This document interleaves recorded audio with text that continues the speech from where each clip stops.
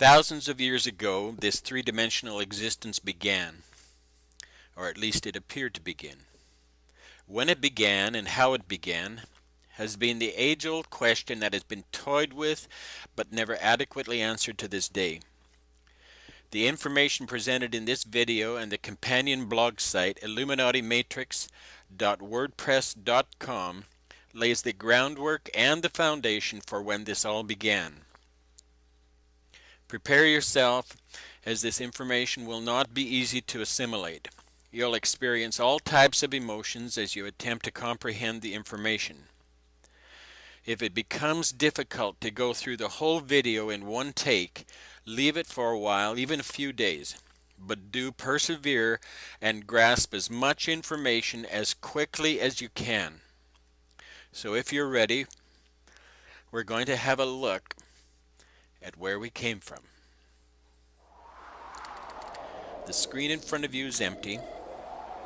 Now imagine the empty screen is the totality of everything that is. Even though there's no shape, no color, and no sound. As you look at the screen in front of you, what do you see? You see nothing. As you look at the screen in front of you, what do you know? You know a lot. Even though you don't see anything on the screen, you still know and have locked up inside you a vast storehouse of knowing. In this scenario we're contemplating, what you know may be correct or may be incorrect. It makes no difference. You still have an incredible amount of information recorded somewhere within you, even though you can't see anything.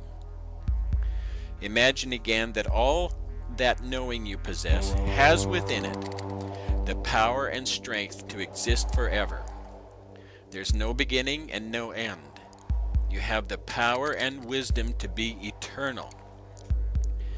Imagine that you're filled with this knowing and completely possessed with this eternal power and strength. This is about as powerful as anyone could hope to be. Let's imagine that this knowing not only exists in you, but it exists in every person on the planet. It's not something you have to go out and find, it's just there, in you, and in everyone that ever walked on the face of the earth. Now imagine that someone, or a group of individuals with that same eternal power, also wanted to have your power and my power. Imagine that this group wanted to take possession of all that is ours. However, they can't take it from us by force because it's locked inside us. And it is who we are. Still, they desire to at least control it. This group wished for our power to work in unison with their power, and the enormity of that combined strength of power and knowing would make them greater than the greatest, the most massive force in existence. They would appear to be God. The information presented here will show you who and what God is, what religion is, what science and intellectualism is, and how to eliminate the control these fabricated illusory systems have on our lives.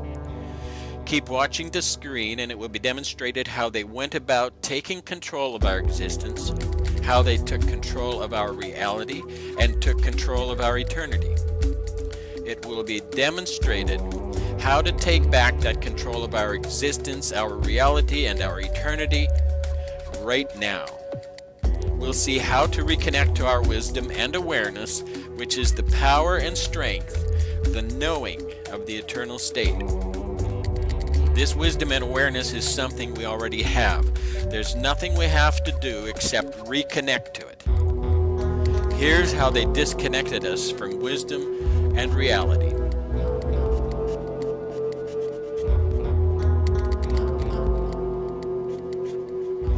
Through a process called thinking, the root, the seed of manipulation, was planted by the patron of thinking.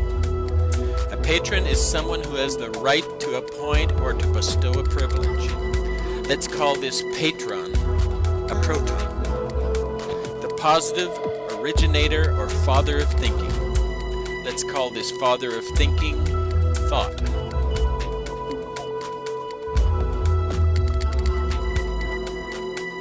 The seed of thinking, the seed of this patron father is neutral, not a patron or a proton, not mature enough to have seed of its own, simply neutral. We'll call this a neutron, and we'll call it the sun. This is the seed or son of the father. This neutron sun seed is one with the father proton, matching 1 for 1, only a bit smaller in size. The sun isn't the positive originator of thought, he's neutral. He's a peaceful sun. This is the beginning of thought, the beginning of thinking. The next step in the manipulation process is the thinking process, is the introduction of seduction. It's a grand concept to fabricate the concept of thinking, but just one thought isn't going to manipulate anyone loose of their connection to reality. This group of thinkers then thought to introduce something that would manufacture a form of perpetuity in this whole notion of taking control. Something that would be a place of reproducing the whole thinking process over and over and over again, endlessly, with virtually no effort other than directing the course of thinking until it reached its final conclusion of total control and the complete submission of everything unto them. The introduction of this next stage of thinking would have to cause motion, vibrations, and energy. Without motion or energy, the proton and neutron, the father and son, would lie dormant, nothing more than a thought without purpose. The concept of an opposite to the positive proton was conjured up. We'll call this elect lady the negative attraction that would perpetually spark the imagination of the father proton. We'll call this elect lady the electron. The electrons would be small, much smaller than the father proton or the neutron sun. In fact, over 1,800 times smaller. This electron would spin around the proton and neutron, held in orbit by the attraction to the male, yet keeping a distance, yet flirting endlessly for the male to pounce. But why stop there? Introduce another elect lady and another. Make it a whole harem of elect ladies, flirting and circling the male, creating a womb of protection for the seed of the father to grow and reproduce another just like themselves again and again endlessly. We'll call this womb the nucleus. This womb will be the room, the birthplace of the neutron sun seed within the womb of the mother. This mother we'll call matter. This womb of the mother, this room of matter, is called the nucleus, for it produced the nuclei of us. Matter is that which occupies space. Even though this mother electron is just a thought from the group of thinkers, it orbits the father and the son at the speed of thought, thereby occupying space, conjuring up the illusion of matter. Observe closely. The nucleus forms a hexagon in this two-dimensional demonstration. The hexagon is the form of two overlapping triangles which have been created by the electrons orbiting the proton and neutron. This hexagon is the hex placed on humanity through the adoration of the mother, the woman. This has been implanted through the thought process of this unseen group of thinkers. From the void and emptiness of nothing, thought conjured up something. Within this grouping of the father proton, the son neutron, and the mother electron, the whole of everything is formed. This is the first atom, the beginning in the womb of thought. This is the matrix womb. Thought formed this energy that glowed as an electrically charged atom. This glow in turn produced light. What you see in front of you is a two-dimensional representation of the atom symbol that represents a ray of light. This was created or conjured up by thought.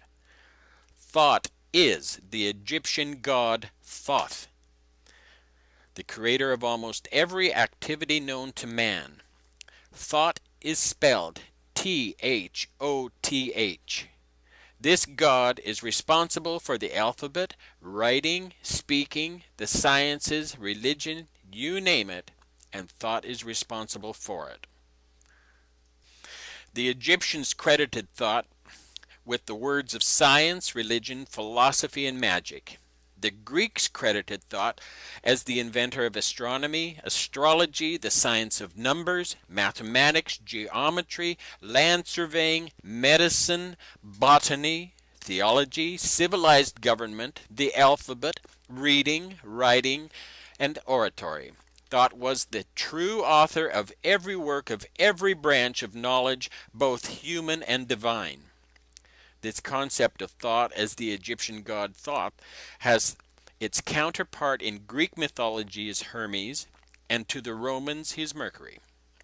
These are just different names for the same god. El, spelled E-L, is mentioned as the father of all gods in Egyptian mythology. El is the inspiration for the term electricity. Electricity is produced by the elect lady, the electrons of the atom. All those who were faithful to this god El, the god of matter, became the elect, the chosen and faithful. These were the saints of God who were promised riches and power and would rule and reign with El if they would just put their faith in him. This was the covenant, the agreement made between God and man. This covenant was kept in an ark, the Ark of the Covenant. The ark is the electrical arcing characteristic of electricity. If anyone touched the ark other than the high priest, they would be struck dead. El is the great architect of the universe, the creator God, the bringer of light.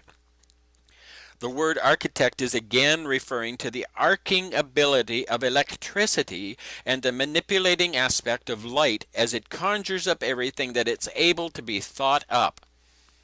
As demonstrated, everything in this three-dimensional existence is the result of thought. Thought was inspired by El, the father of all gods. Everything we see is of thought or light. The atom symbol formed by thought is another Egyptian god called Atum. Atum is spelled A-T-U-M and was called the complete one, the finisher of the earth. Adam was the one who returned to the watery chaos at the end of the creative cycle. Remember this characteristic about Adam. He's the one who returns to watery chaos at the end of the creative cycle. This is a major subliminal message established thousands of years ago. To understand the significance of this statement, read the information presented on the companion blog site to this video. The interconnection to the global warming scenario is presented at length. The address is illuminatimatrix.wordpress.com or go to bryankemila.com and click on Illuminati Matrix. This is the first man, woman, the first Adam. Adam and Eve are the names given to the two reproductive characteristics of the atom and the light. Adam refers to the atom form, and Eve refers to the light emanating from that form. Eve is the dawning of creation, the coming of the light. Eve is likewise the evening, the end of the light. This symbolizes the beginning and the end, the Alpha and the Omega of the bringer of light. Adam and Eve together are symbolic names for the electrically charged atom symbol, which in turn symbolize the light bringer, the bright morning and evening stars. Together they represent the creator of light, the creator god called Lucifer, who is the light bringer. The Adam and Eve that formed the light form the lie or deception created by the light. The light is the lie. This lie is the eye of the illuminated ones or the enlightened ones. This is the all-seeing eye. In this way, Eve, the symbolic morning and evening light, produces the physical light, which is the ability to see. The ability to see in this three-dimensional existence is produced by the electricity contained within the atom. We are further told that thought gave birth to Nefertum. He was a type of young atom. Nefertum was referred to as the sunrise, which means he who is beautiful. This corresponds to the concept of Lucifer, the bright and morning star, who led the way for the sunrise and the approaching dawn. You can see from all this mythology that it is firmly entrenched in the structure of an atom symbol. The atom symbol was conjured up with just the slightest notion of thought from the Egyptian sun god Thoth. The light now fills the earth with its rays. This is yet another Egyptian sun god called Re, or Ra, or again Amun-Ra. This name, like the names of all the Egyptian gods, are inspired by the form of the atom symbol. The atom symbol is the oldest sex ritual symbol in the world, and if you look closely at it, you'll see that the six-pointed star is formed by the intersecting lines of the electron orbits. The six-pointed star is also referred to as the oldest sex ritual symbol in the world. The six-pointed star is the star of Lucifer, the star of God, and the star of David, the divider, the duality god, and is the star of Israel. What has just been demonstrated is how everything was conjured up through thought. If you noticed, the words of the functioning elements in this demonstration and the names ultimately given to the different characteristics used sounded similar to each other. This is the basis and nature of manipulation.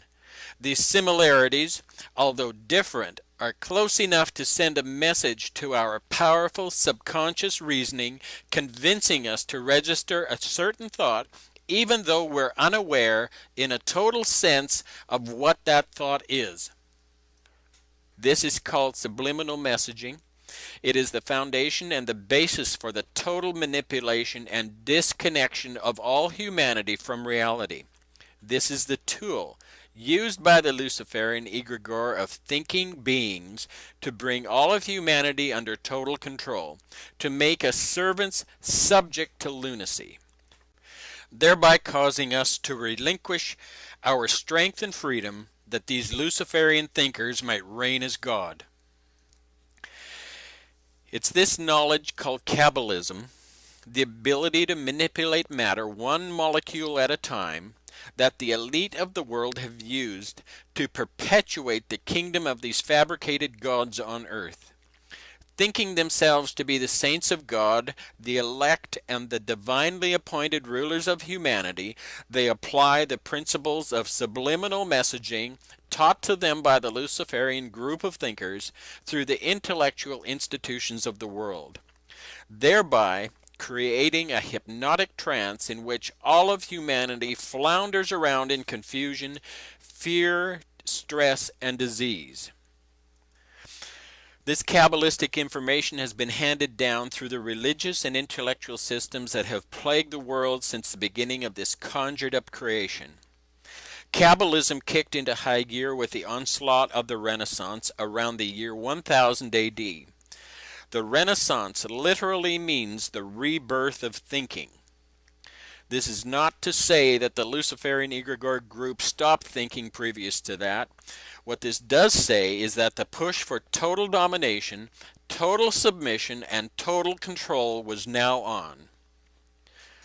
What we'll focus on next is how this conjuring up of light manipulates all of humanity, and how to reconnect to our awareness and wisdom and the eternal power that is rightfully ours. Everything that's visible within this three-dimensional space is light. If matter is accelerated to the speed of light times the speed of light, it becomes energy, which is light. All that exists is formed from energy and light. For thousands of years, humanity has contemplated and asked repeatedly, where did we come from? The information you've just heard explained the origin of everything, the source of light, and the creation of all three-dimensional matter, which is energy. Before light existed, there was a void of nothingness. A like-minded Luciferian group of beings took upon themselves to control this void of nothingness. This void contains all the greatness of the eternal state. These beings desired to control for themselves all the power and wisdom of this nothingness, and thereby be worshipped as God. Here's how it works. The name Lucifer means light bringer or light bearer. The name Lucifer is derived from the Latin words lucem fer. Lucem means bringer or bearer, and fer means light. Lucem fer is Lucifer. Genesis chapter 1 of the Old Testament fills in without any doubt who the light bringer is and who or what Lucifer is. Genesis 1 verse 1 and 3 states, "In the beginning God created the heaven and the earth. God said, 'Let there be light,' and there was light." We've only read up to verse 3 of Genesis chapter 1, and already a hypnotic trance has been established. Very few will question that there even is a God. So anything that's written after these words is like shooting ducks in a barrel. Interestingly, this same concept of the light bringer, the day star or the bright and morning star, has been applied to Jesus as well. In the New Testament, in Revelation 22:16, we read where Jesus said of himself, "I, Jesus, I am the bright and morning star." Here we see that God is Lucifer, the light bringer. However, God is not just one supreme being, but a group entity, an egregore group thought form, agreeing together to appear as God. They've created the world systems of duality based on right and wrong, good and bad. They play the role of a good God and a bad devil. This Luciferian mindset shows itself in history as the mythical gods of old, each with a particular characteristic. These gods, when taken together, form the egregore group of thinking entities. God said, "Let there be light." God spoke. Speaking a word requires a thought. The word that this egregore God spoke was a thought. Every thought is a word. All words have sound. Even sounds not audible to our physical ears have sound. Sounds vibrate. Thoughts, which are words, which are sounds, vibrate.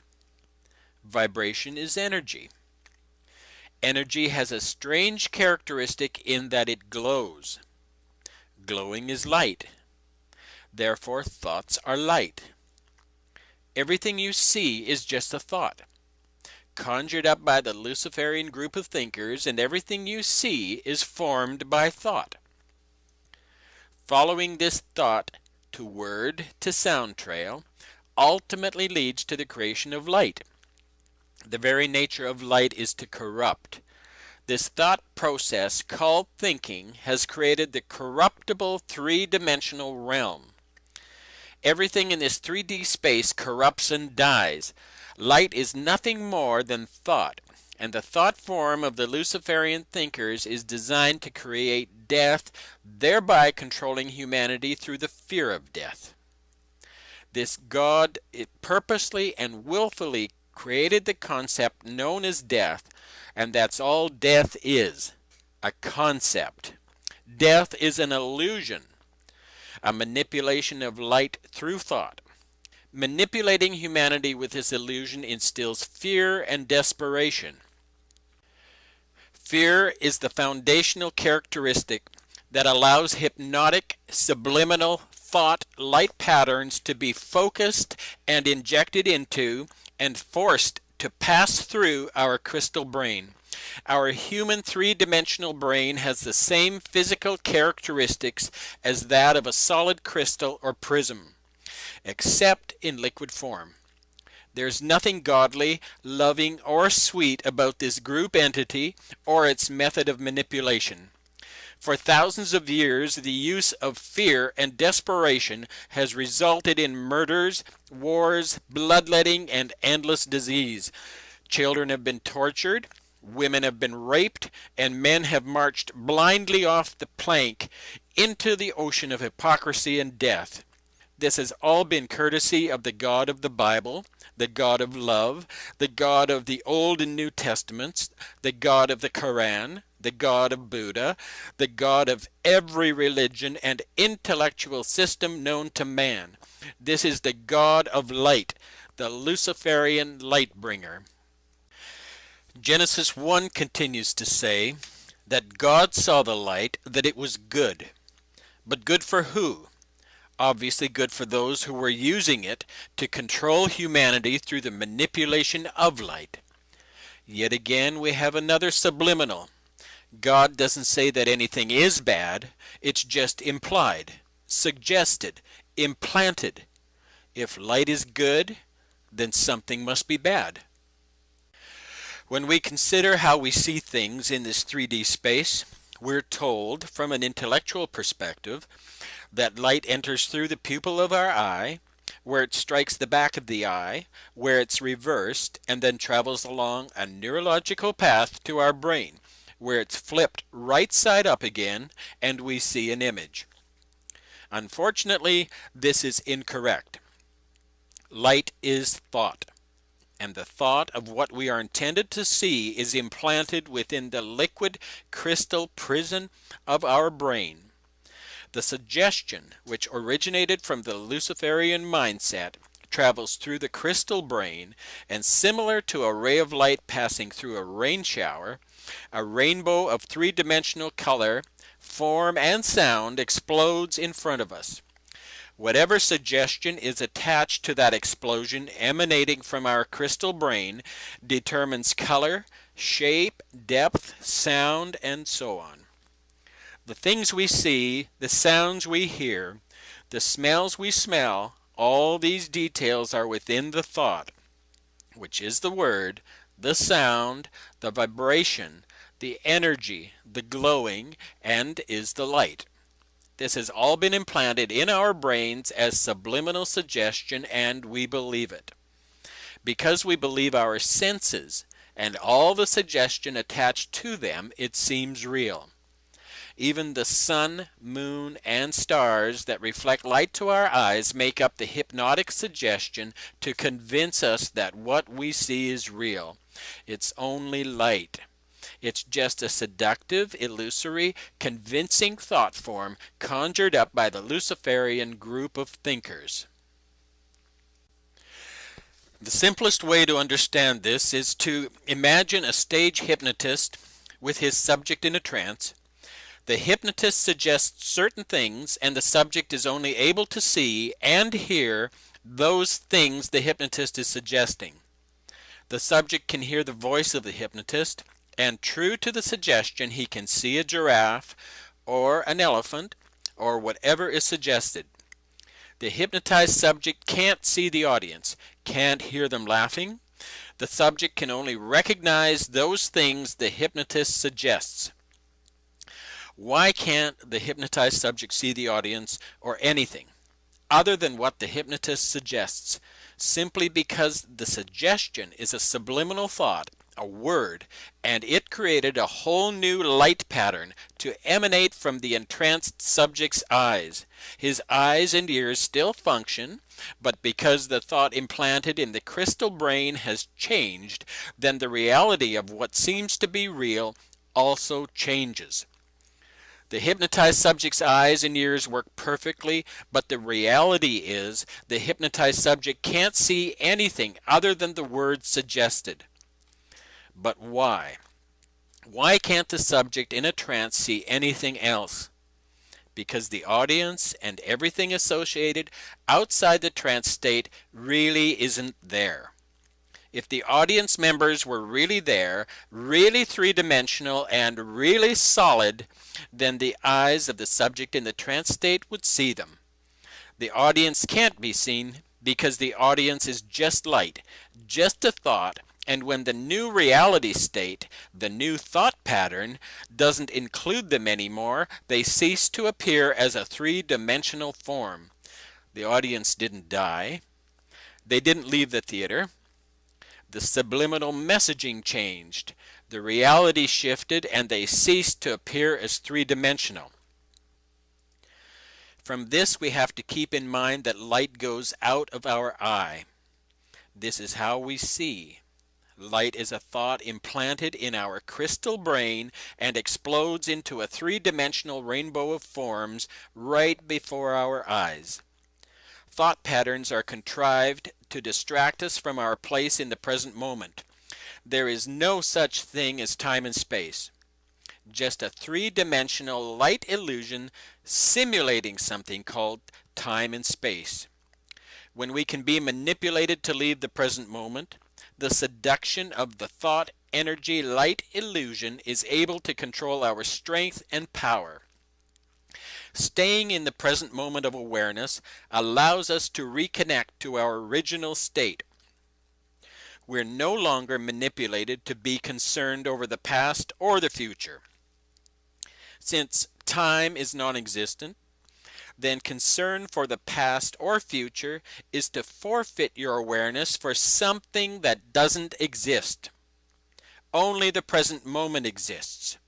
Staying in the moment by simply watching and waiting, not reacting ever, reconnects us to reality, allows us to take back our power from this Luciferian egregore group of thinkers. The manipulation by the three-dimensional physical state of everything is then nullified. As we connect to the eternal state of awareness, that state of no thing, that state of no three-dimensional thing, which in turn is nothingness. Our power and strength, our wisdom and knowing exists in the moment before thought. We have no thoughts of our own. All thoughts are implanted by the perpetual motion set into play from the beginning of this conjured-up creation.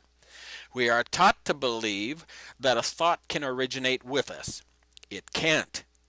The three-dimensional system implants all our thoughts so that we then experience the reality they, the Luciferian thinkers, want us to have. Reconnect to wisdom. Watch and wait. Don't get upset when you're instructed to. Don't react when you're demanded to. Don't resist when you think you want to. Don't try to suppress your feelings when they tell you to suppress your feelings. Just observe these thinkers telling you to suppress your feelings. And this little act of watching and waiting puts you in control of you.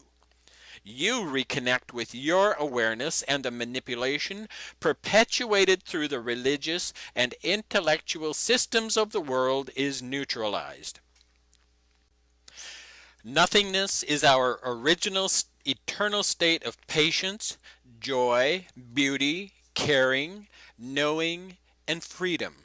It's the power of this awareness that these entities desire to control. You'll notice that the octagon symbol appears in red as a familiar stop sign. This is a symbol of total control. The octagon symbol is a major subliminal message used to seductively manipulate humanity into the precarious position of a pending devastation. This octagon is formed from one of the light atom symbols, which is a zodiac cross. This is the sun god on the cross. The light atom symbol is one cross. When you take this cross and give it a 45-degree twist, then overlay it behind the first atom symbol, in effect, what you have are two crosses which were used to form the atom symbol. These two crosses now form what is called the double cross. This is the cross of religion and intellectualism. This is the cross of duality, the cross of death, deceit, destruction, and every diabolical system known to man. Not only is this double cross the subliminal shape of the stop sign, a symbol of total control, it is the shape of the Freedom Tower being built to replace the World Trade Center in New York City. This tower has nothing to do with freedom, but has everything to do with the destruction of the undesirables. or in Luciferian language, the cleansing of the ungodly from the face of the earth. The elite implement this double cross at every opportunity when it comes to perpetuating and completing the agenda on behalf of the greed of the Luciferian thinkers. Their greed drives their desire to be worshipped as God. Their desire fosters thought, and thought fosters the whole three-dimensional experience. And the rest is literally history.